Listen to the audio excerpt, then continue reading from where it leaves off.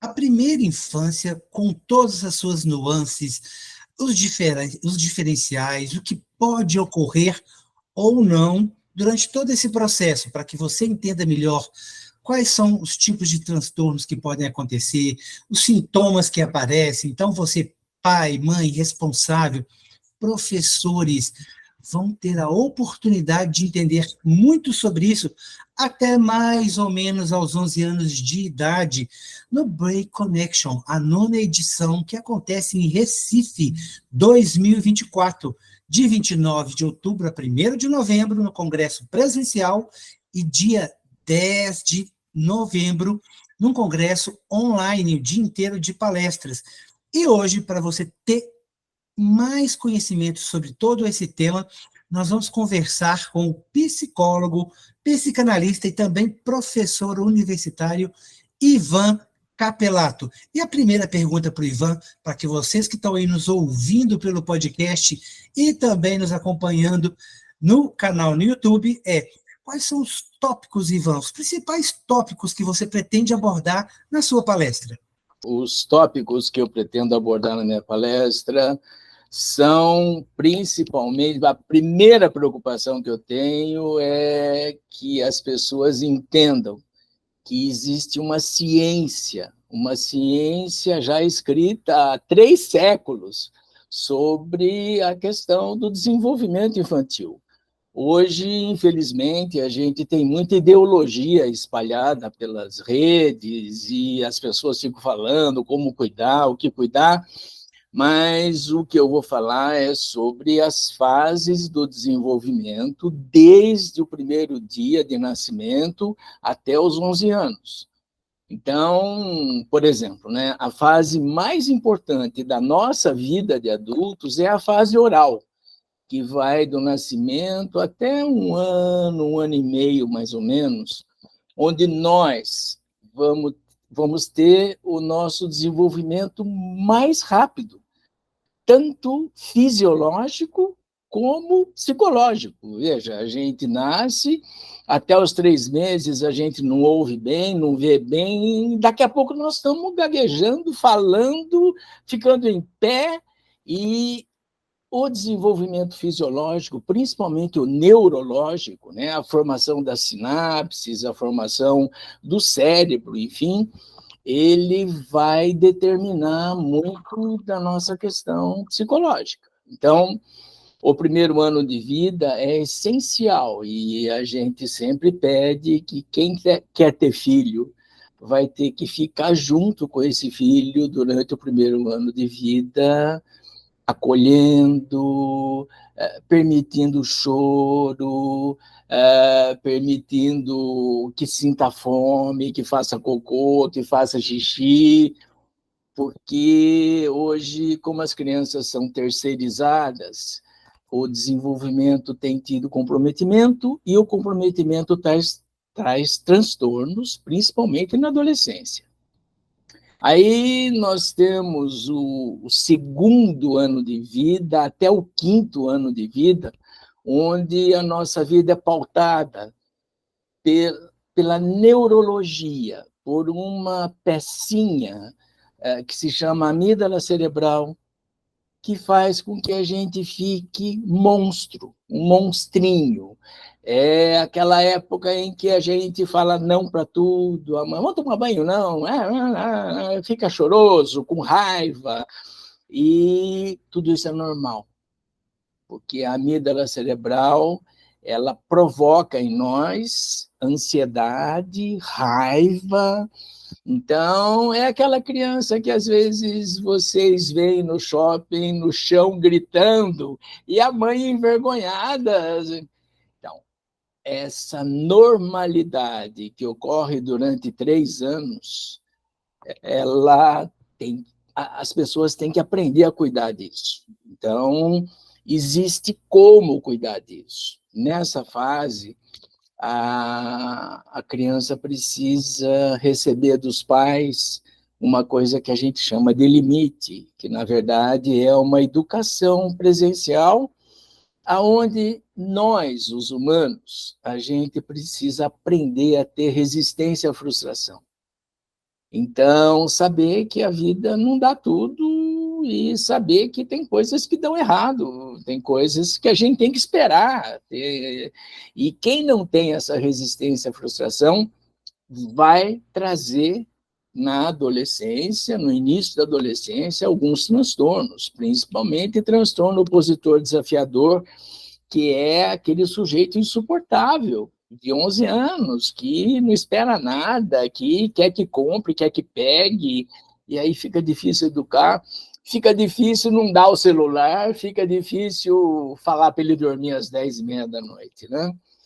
Dos 6 anos em diante, a gente entra numa fase que se chama fase de latência, que é uma fase onde a amígdala cerebral, aquela dos 2 aos 5 anos, ela diminui a sua ação e a gente começa, então, a vivenciar a experiência humana mais importante, talvez, da nossa vida, que é aprender a sentir medo. Então, é aquele menino, aquela menina de 6 anos de idade que, no meio da noite, mãe, estou com medo. Né? E isso deve ir até os 11, até os 10, onde a gente vai desenvolver pequenas neuroses necessárias para a nossa defesa. Tiques, manias, hábitos, tem criança que não gosta de misturar o arroz com feijão, e nessa fase há a nossa percepção da nossa sexualidade, que aí então é um ponto delicado para se falar hoje, né? Mas é um ponto delicado onde os cuidadores, né, os pais, os professores, têm que entrar com muito cuidado, sem ideologias, mas respondendo às questões que esse sujeito que agora começa a participar da vida de uma maneira mais concreta, ele precisa ouvir. Então, existe uma fase intermediária entre a fase anal, que termina aos 4,5, aos 5, e a latência, que começa aos 6, que a gente chama de fase fálica, que é quando a amígdala se acalma e nós, com 4,5, 5,5 anos, a gente fica melindroso, a gente fala tudo meio choroso. Mãe, eu tenho que ir para a escola hoje. Mãe, você vai ficar perto de mim?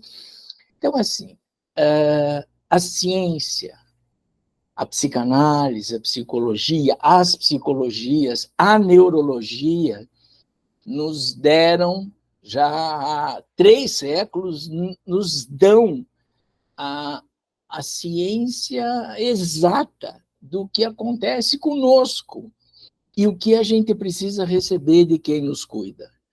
E as falhas nisso têm trazido problemas como o excesso de suicídios hoje, numa sociedade que tem quase 60 suicídios por dia, como a nossa, o excesso de doenças, de transtornos alimentares, anorexia, bulimia, o engordamento, seletividade, tem criança que não come isso, não come aquilo, e algumas psicoses residuais que trazem pensamentos complicados, pensamentos delirantes, e para que a nossa angústia, quando a gente não é bem cuidado, para que a nossa angústia se acalme, a gente então vai usar aquilo que pertenceu à primeira fase, ao primeiro ano de vida, a oralidade.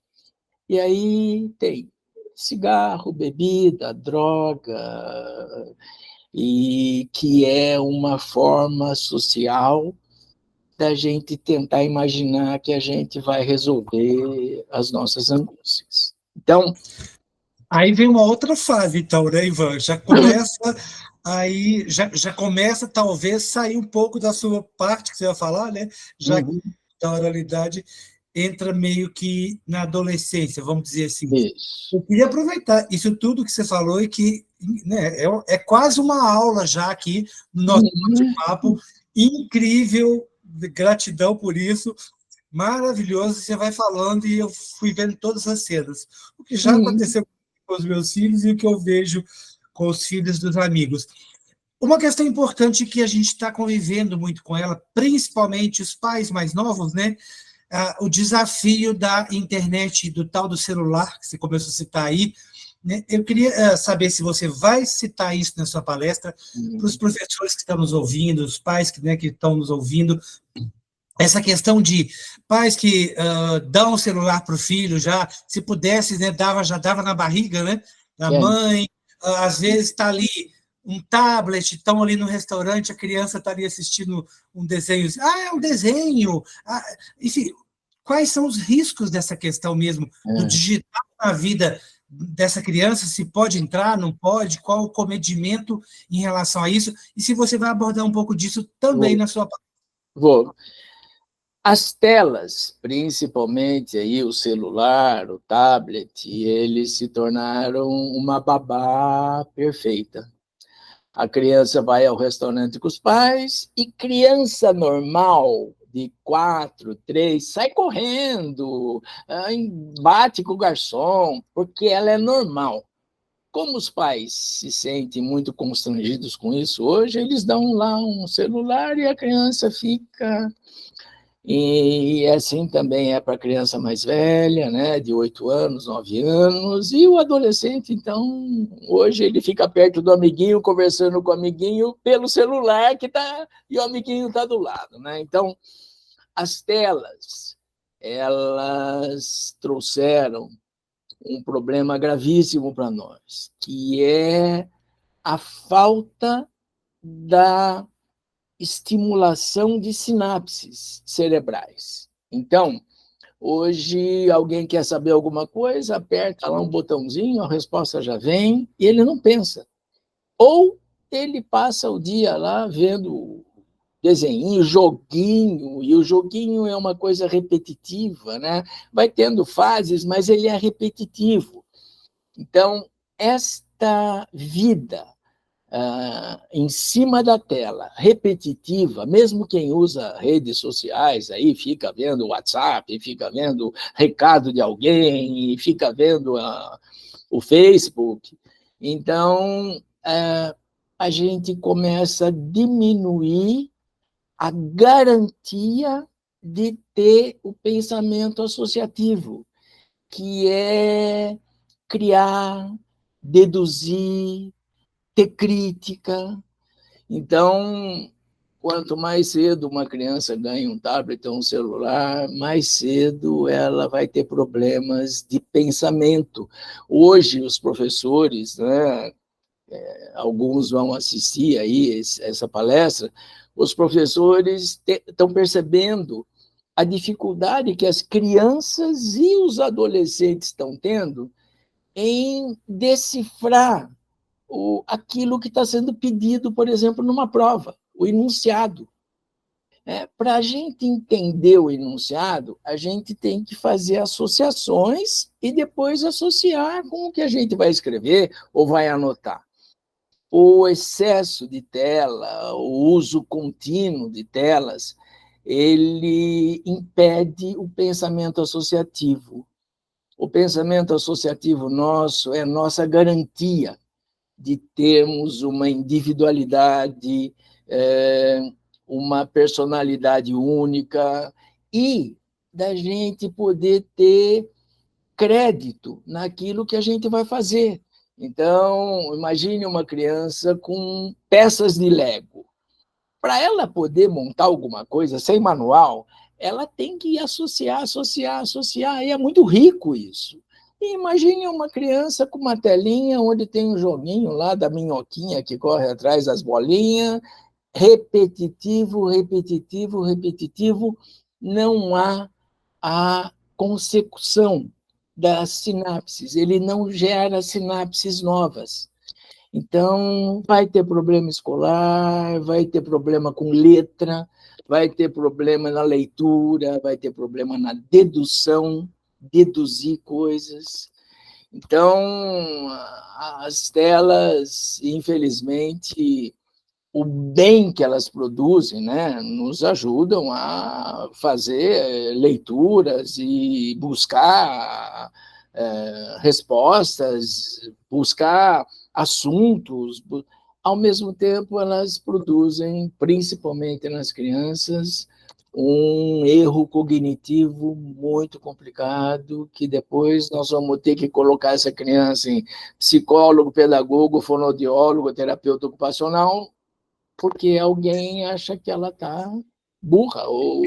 É possível, Ivan, dentro disso que você está falando, por exemplo, fazer algum tipo de recomendação ou aconselhamento no sentido: olha, cabe sim o celular ou tablet na vida da criança a partir de tal idade, mas com tanto tempo, sei lá, por dia. É possível algum aconselhamento nesse sentido? Ou seja, não dá para dissociar, né, Não. a tela da vida da criança e do pai. Você tem alguma recomendação, algum aconselhamento nesse sentido? Então, o que nós, os profissionais, nós temos discutido é assim: a partir do 6º ano de vida, deixar que a criança use o brinquedo, o joguinho, o celular, mas com tempo, 2 horas por dia, nunca à noite antes de dormir, porque a tela faz com que a gente não produza melatonina.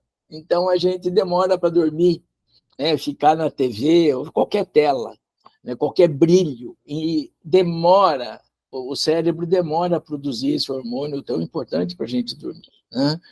Então, muita gente já escutou histórias aí de adolescentes ou crianças que passam a noite jogando, porque nem sono tem, mas no dia seguinte tem que ir para a escola e dorme na carteira, né?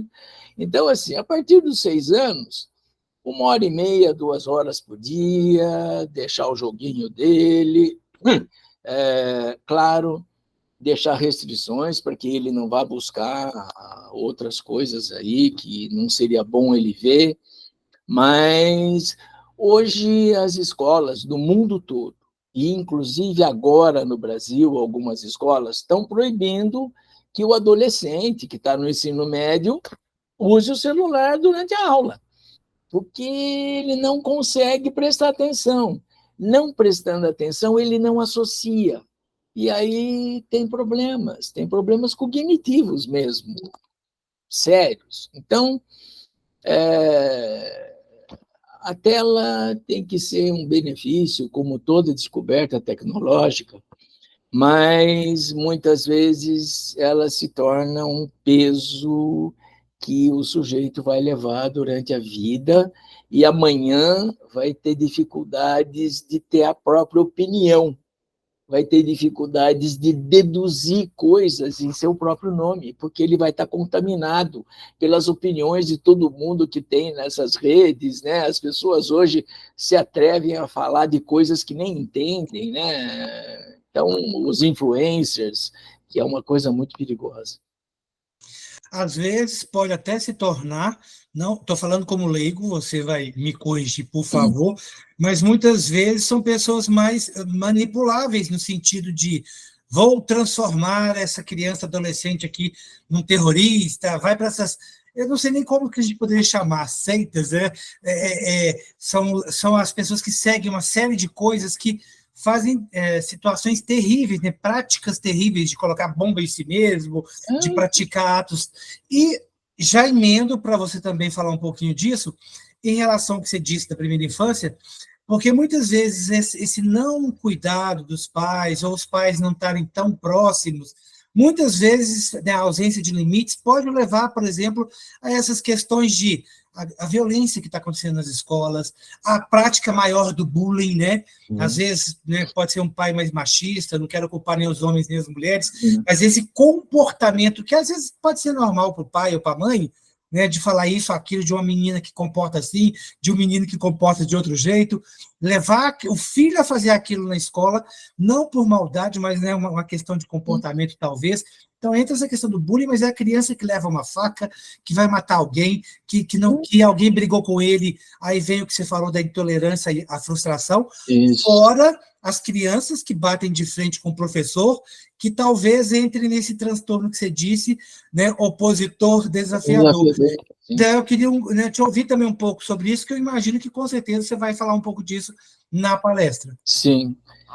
A presença dos pais, o cuidado dos pais, a manifestação de afeto dos pais, que é tão necessária para nós, todo mundo é carente, né, em algum sentido.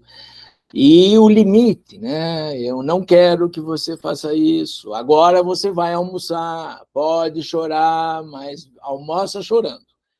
Então, esse cuidado que o limite promove vai fazendo com que a criança e o pré-adolescente percebam que ele foi privado de um prazer, mas nada mudou. Depois tudo continua, né?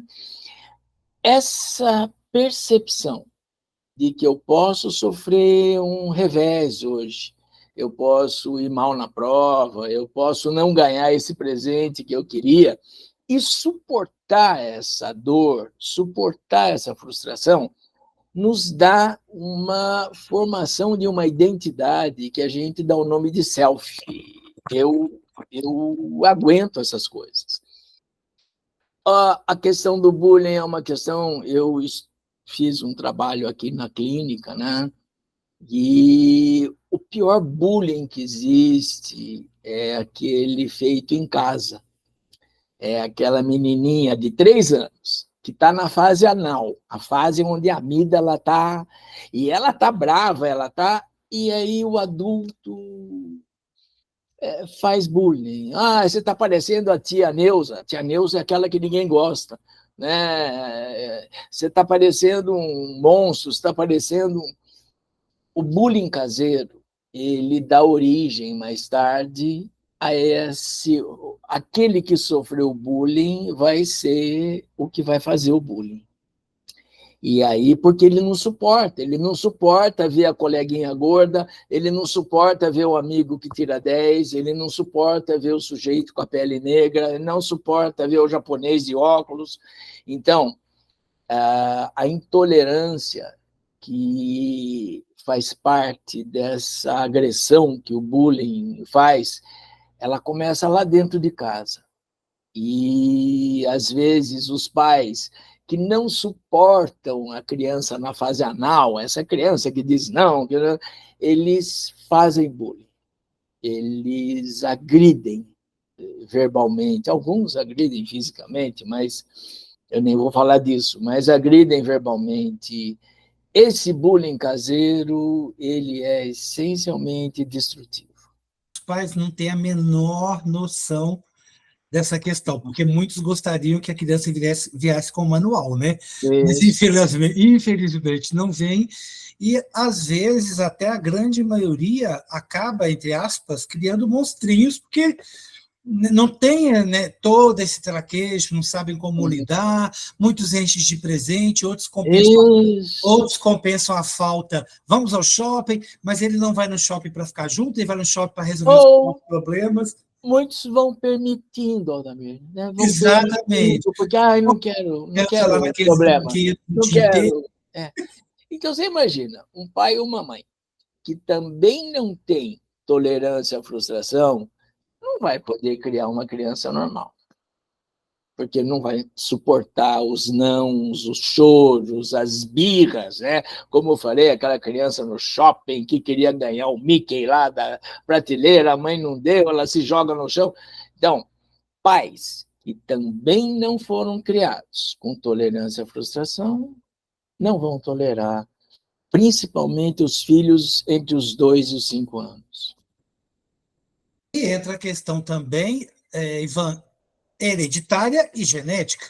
O pai e a mãe que tem ali algum tipo de transtorno, TEA, TDAH, e aí vai, isso muitas vezes eles não sabem que tem, né, nunca fizeram nenhum tipo de diagnóstico, e tendem até a negar em relação ao próprio filho, né? Quais são os recados, né, os cuidados que esses pais devem ter até para assumir, porque ainda tem a questão do preconceito contra si, a sua família, né, que as pessoas vão falar, meu filho tem isso, eu vou levar ele no psicólogo, no psiquiatra, mas meu filho tão novo, vai tomar uma medicação, enfim, tem uns que é só intervenção, outros vai ter que ter medicação. Exatamente. Quais são os alertas para esses pais, cuidadores e até professores para avisarem os pais que é preciso, sim, fazer um diagnóstico? Eu vou falar de um alerta de esquerda e um alerta de direita. O alerta de esquerda é uma coisa que tem acontecido muito e a gente tem vivido isso na nossa clínica. Alguns pais têm procurado o psicólogo, o neuro, né? A minha nora é neuropediatra, meus filhos são psicanalistas, um é psicanalista, o Igor, que você conheceu, o outro é neuropsicólogo. A gente tem sido procurado por pais que querem um diagnóstico. Meu filho é autista, então fala que ele é autista, me dá uma declaração, porque daí fica justificado as coisas que ele não consegue fazer. E o alerta da direita é negar que aquele comportamento está desviado, negar que aquele comportamento está equivocado e não procurar ajuda, né?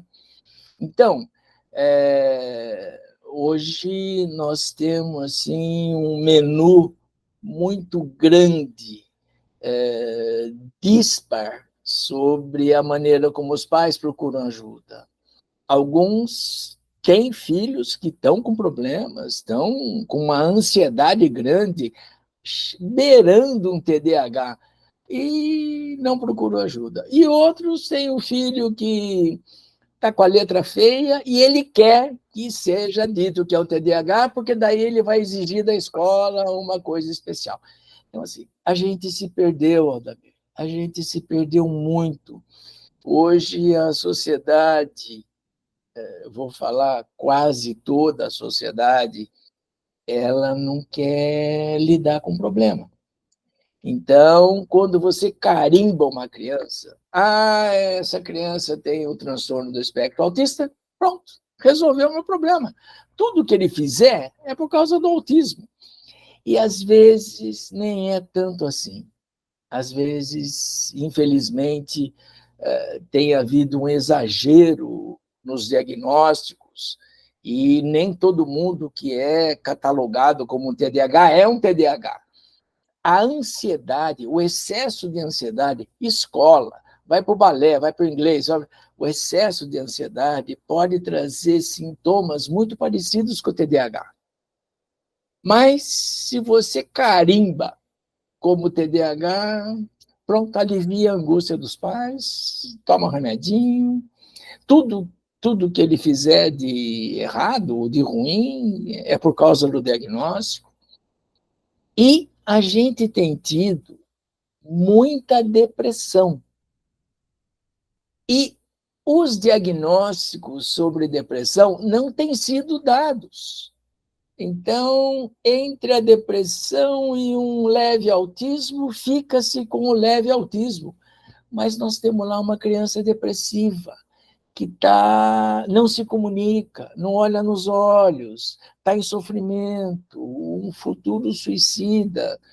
Mas, se ele ganhar um diagnóstico, eu vou falar uma palavra aí, do modernismo, TDAH, autismo, TOD, aí, então, assim, como eu disse, a gente tem manual, sim, para criar filho. Faz 3 séculos que os meus antecessores criaram o manual. Nós temos aí o trabalho de Winnicott, o trabalho de Melanie Klein, o trabalho de François Dolto na França, o próprio Freud. Eles nos deixaram manuais. O problema é que hoje a ciência ela tem sido escamoteada e, infelizmente, o acesso a essa ciência, as políticas públicas não vão buscar com a gente isso. As escolas não têm ido buscar com a gente isso, né? Como cuidar de uma criança que está fazendo isso, ou que está fazendo bullying. Então, ele está fazendo bullying na escola, aí a escola chama os pais, e os pais levam para o profissional. Então, qual é uma criança com problema? Qualquer problema. Aonde que ela vai mostrar esse problema de uma forma mais aguda? No social. Qual é o social da criança? É a escola. Aí tem problema de comportamento na sala de aula, agride o professor, o coleguinha, e a escola precisaria estar preparada para entender isso, que aquele sintoma é um pedido de ajuda. Será que a sua escola está preparada para lidar com esse tipo de comportamento, com essas crianças? Será que você, pai, mãe, também estão preparados? Imagino que a resposta vai ser não. E que você já está aí do outro lado da entrevista pensando, mas você não vai perguntar mais nada, já acabou a entrevista.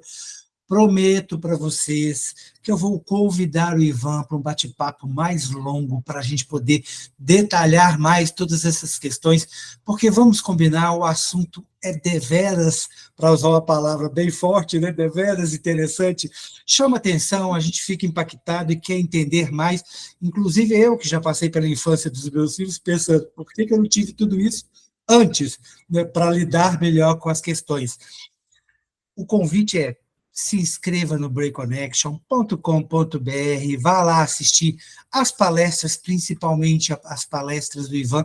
Você já percebeu o tanto que você vai aprender, crescer como pai, mãe, educador, profissional da saúde, né? Tem médicos de várias disciplinas, de várias áreas, especialidades, que vão poder fazer melhores diagnósticos em relação ao que tem que fazer no seu consultório, quer seja pediatra, clínico e outros tipos de profissionais aí, né? Temos aí também terapeutas, fonoaudiólogos e por aí vai, que podem participar desse processo. Lembrando, vai ter o Break Kids, que é a parte prática do congresso, para que você possa colocar tudo que você aprendeu na prática, com a presença de crianças, de pais, sob supervisão, para que vocês também possam participar.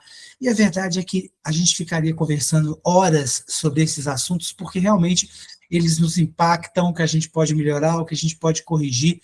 Eu vou colocar para vocês no link, na legenda, um link com os livros, né, se tiver um canal do Ivan, da clínica deles, para que vocês possam ter mais informações, enfim, quem quiser ter acesso ao Ivan também, e os livros, porque com certeza vai ter muita coisa que você vai poder aprender. O mais importante em tudo isso é menos culpa e entender que a criança, se você decidir ter um filho, né, você deve estar disposto a criar essa criança, a educar essa criança, como disse o Ivan há pouco. Primeiro ano, né, infelizmente, muitas mães, né, só têm licença maternidade de 6 meses, juntam umas férias, mas o primeiro ano é decisivo, então vamos pensar um pouco sobre isso quando a gente for pensar em ter filho. Mais do que ter filho, escolher ter um filho, é escolher que isso é, né, uma ideia, um projeto para a vida inteira, né? Não é um brinquedo que você vai jogar ali quando você não quer mais, ou você vai ter que trabalhar o dia inteiro, ficar fora da criança, compensar com outras coisas. A gente precisa pensar mais nisso, porque lá no futuro vão vir todas aquelas crianças, adolescentes com diversos problemas e transtornos, que talvez você não vai querer lidar com isso lá na frente. Então fica aí o desafio da reflexão, vamos pensar um pouco mais sobre isso. Filho é muito legal, muito bacana, mas é um compromisso para a vida inteira.